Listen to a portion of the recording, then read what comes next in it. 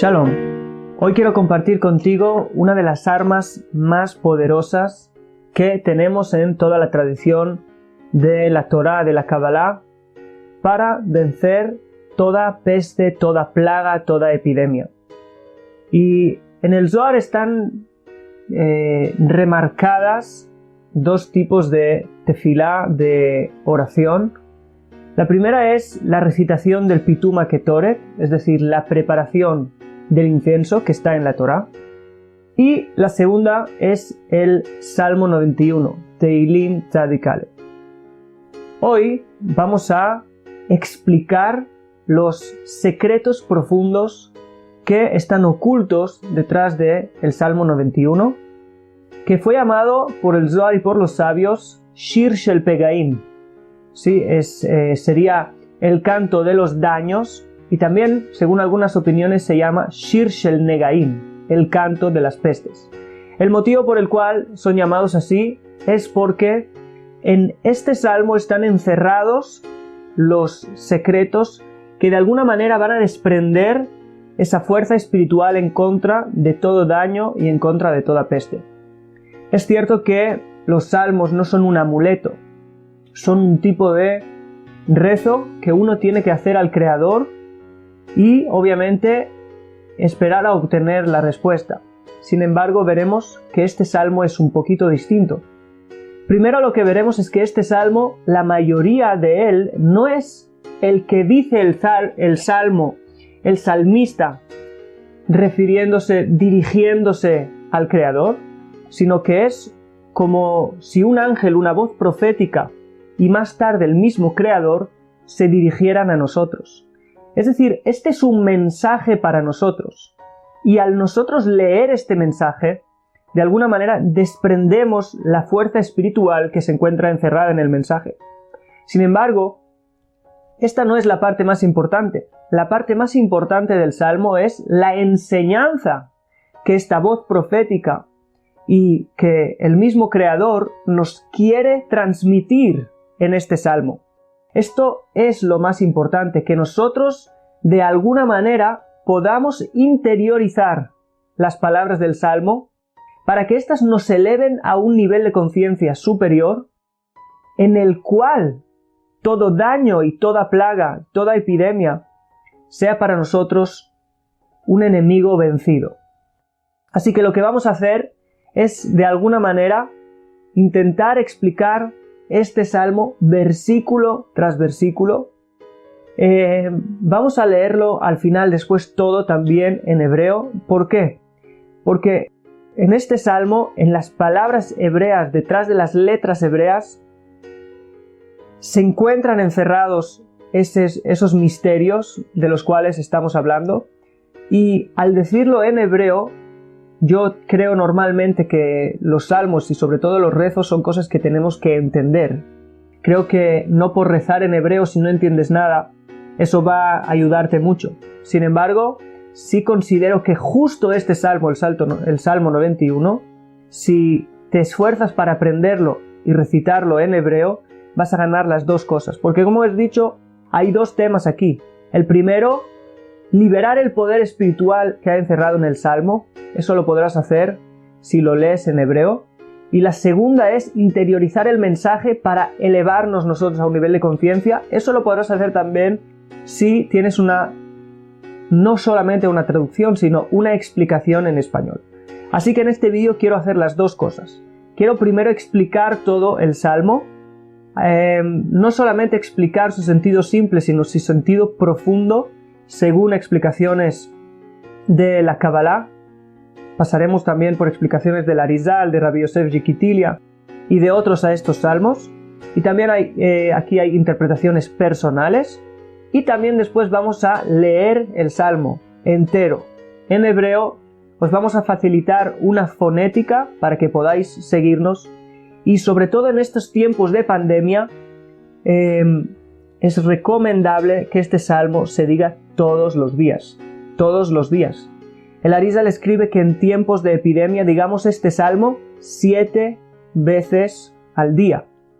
Y no solamente con este salmo, sino también añadir el último versículo del Salmo 90. que es Vinoam Adonai Eloheinu, Alenu Maaseh Adenu Konena Alenu Maaseh Adenu Koneneu. Todo esto lo vamos a dejar escrito para que os sea lo más fácil posible decir este salmo. Así que lo que vamos a hacer es leer versículo por versículo. Vamos a hacer una traducción libre según lo que yo entiendo, según los comentaristas, según las reglas del hebreo, y vas a ver que es un poco diferente a las traducciones españolas que hay hoy en día. De todas maneras, lo importante va a ser la explicación que le vamos a dar para que cuando lo leemos le demos la intención a la lectura según la explicación que hemos recibido. Así pues, vamos a empezar con el primer verso que dice Yoshev Beseter Elión Betzel Shaddai Itlonan. ¿Sí? Entonces, como hemos dicho, este salmo fue escrito,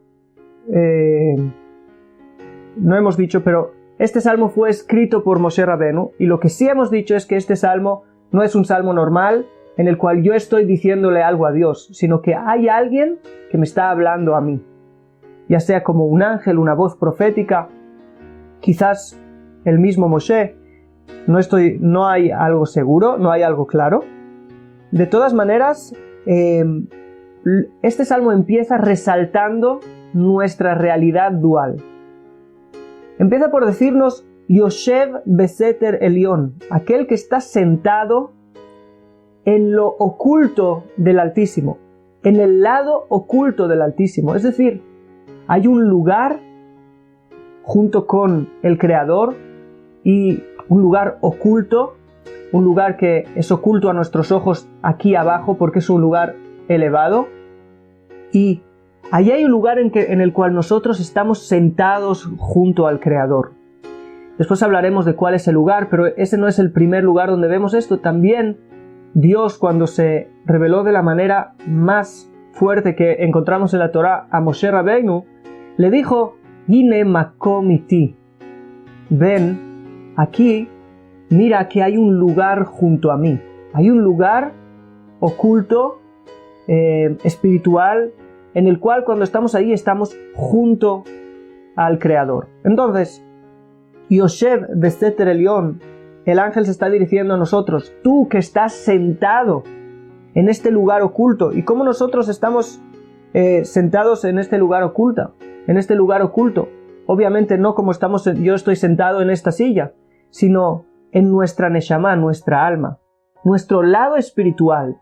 Y hay que entender que según la Cábala, el lado espiritual de la persona no está solamente dentro de la persona. El cuerpo en el Zohar es llamado Nal, es decir, zapato. ¿Por qué? Porque al igual que el zapato viste solamente el extremo inferior del cuerpo del hombre, de la misma manera el cuerpo viste solo el extremo inferior del alma. De alguna forma, el alma se viste aquí, pero sigue hacia arriba. Sí, la mayoría del alma sigue hacia arriba, y el Zohar nos dice que sigue hacia arriba hasta el trono de Dios. Es decir, debajo del trono de Dios es, digamos, el principio del alma. ¿Por qué? Porque el alma de alguna manera está dicho que es Helek Eloka Mimal, es parte de Dios, es parte de esa chispa divina que se desprende de la divinidad. Y se desprende del trono de Dios y llega hasta nosotros y viste solo el extremo. Es de verdad que el alma está también dentro de nosotros, pero está dentro de nosotros solo en su extremo final. Significa que parte de nosotros está oculta en aquel lugar arriba, junto con el Creador. Y eso es Yoshev Beseter Elión. Tú que estás sentado, ¿sí? La Shevet no solamente sentarse físicamente, sino que estás allí, estás en ese lugar oculto con el Altísimo. Y esa es la primera parte, pero la segunda parte es Betzel Shaddai Itlonan. En la sombra del Shaddai, el Todopoderoso, el Todosuficiente, Itlonan, descansarás, morarás. También estás oculto con el León, con el Altísimo. Sin embargo, también estás en la sombra. La sombra es algo que se refleja abajo y ahí viene a reflejarnos esa parte dual. También estás arriba, pero también estás abajo. Y cuando estés bien apegado arriba, cuando seas bien consciente de ese nivel en el cual, que es tu alma, en el cual estás apegado al Creador, entonces también abajo estarás bajo la sombra del Shaddai. Sí, la sombra es algo que significa que hay algo que te está protegiendo del sol. Sombra es un sentido de protección. Y cuando estés bien apegado arriba, entonces estarás bien protegido abajo. Y no solamente estarás protegido de una manera normal, sino que el que te protege es el Shaddai. Shaddai es uno de los nombres de Hashem que, según Rabbi Yosef Jikitilia, es equivalente a la Sefirá de Malhut.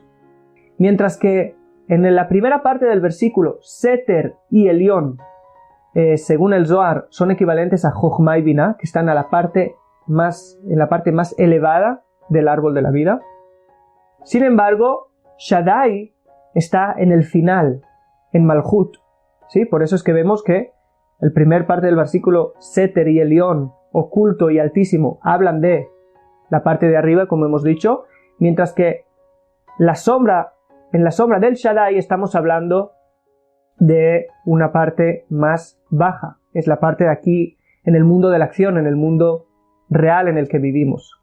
Entonces, dice Rabbi Yosef Jikitilia que Shaddai es un nombre el cual hace que todos los mezikim, todos los malos espíritus, se huyan cuando ven ese nombre de 3 letras. Es por eso que en la mezuzá, siempre en la parte externa, vas a ver que está escrito Shaddai, Shin Dalet Yud, y es porque ese nombre tiene el poder de ahuyentar a todos nuestros enemigos.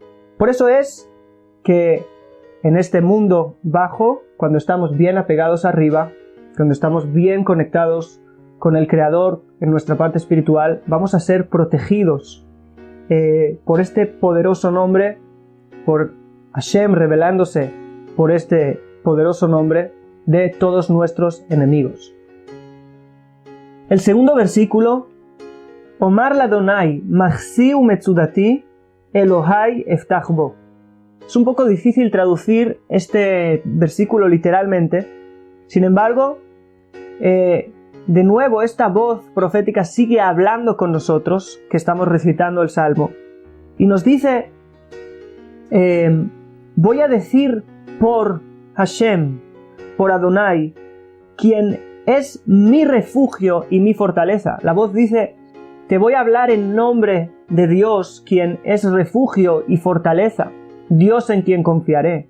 Es decir, la voz profética dice, lo que te voy a decir ahora, el mensaje que te voy a dar ahora, es un mensaje que manifiesta esa manifestación divina de protección y de refugio, de aquel Dios en quien puedes confiar. Entonces, lo que tienes que entender es que las letras de este salmo son las vasijas, las palabras son las vasijas, los kelim. La luz que se revela a través de las palabras es una luz de protección y de refugio. Por eso, que cuando yo digo las palabras del salmo, ya lo hemos dicho al principio, lo que yo revelo es esa luz de protección. Así pues, vas a ver que durante todo el salmo están recordados uno al lado del otro o uno después del otro, primero la enfermedad y después el antídoto. A veces el antídoto directamente.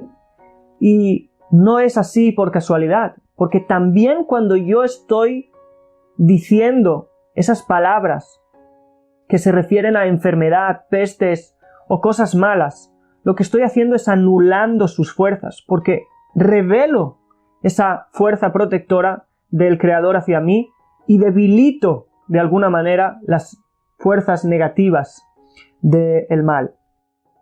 Así pues, el tercer versículo nos dice, Ki'u yatzilcha mipach yakush midever havot. ¿Sí? Porque Él te salvará, yatzilcha viene de leatzil, de salvar, de la red que te atrapa y de la peste destructora.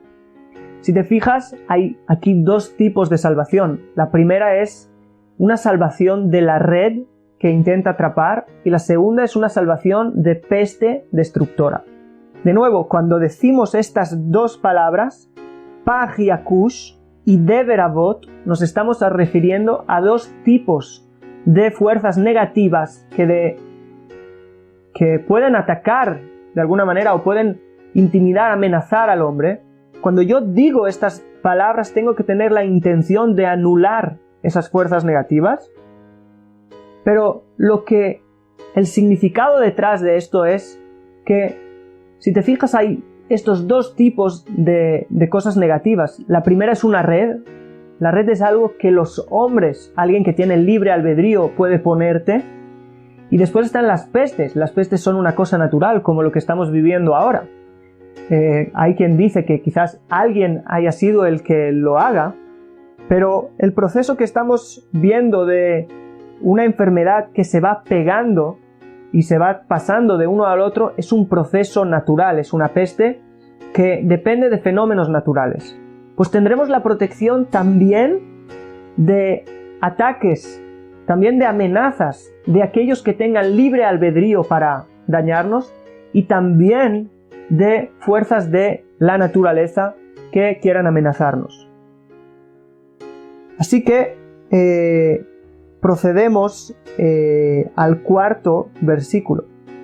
Be'evrato yasech lach betachat knafav techse tzina besojerá amito.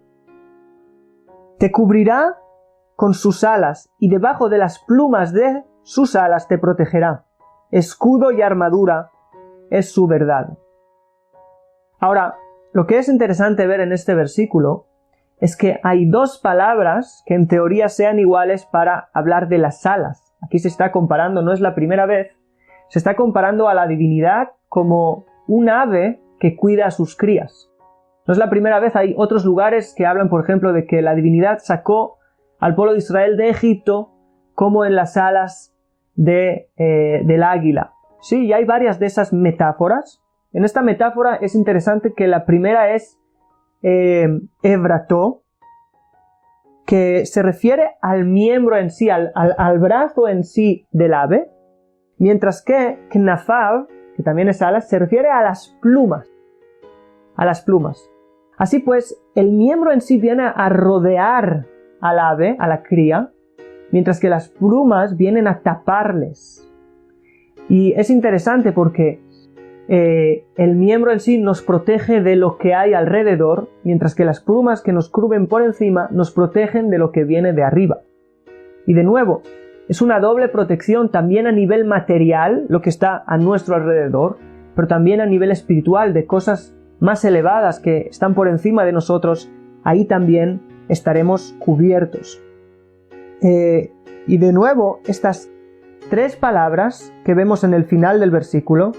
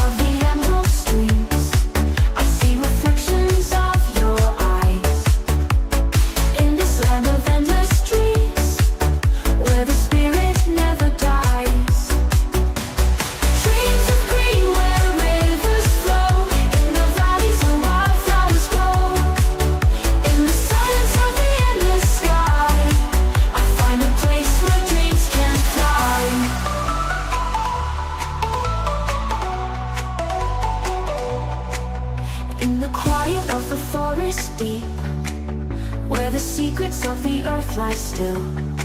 I find a promise I will keep in this dreamscape where time stands still. The canopy above me spreads a shelter.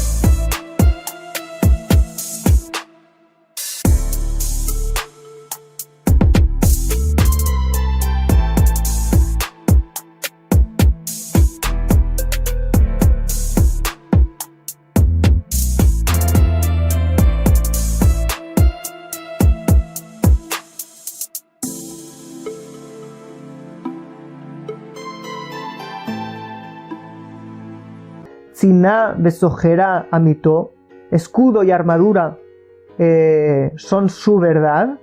Son tres palabras que nos insinúan nombres sagrados que tenemos que decir con toda la intención, porque justo en estas palabras están esas fuerzas que hemos dicho antes, fuerzas de protección y para guardarnos.